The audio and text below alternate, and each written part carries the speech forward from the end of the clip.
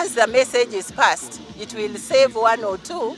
It will give them information on where to go, how to react when such circumstances come. Coming together and sharing lived realities, stories of girls who have not been cut, and success stories of how they have moved in life and how they have succeeded.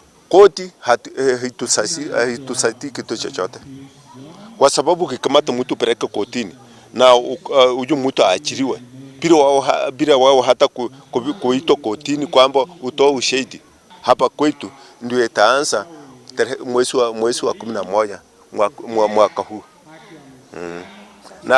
Na nitapambana naye.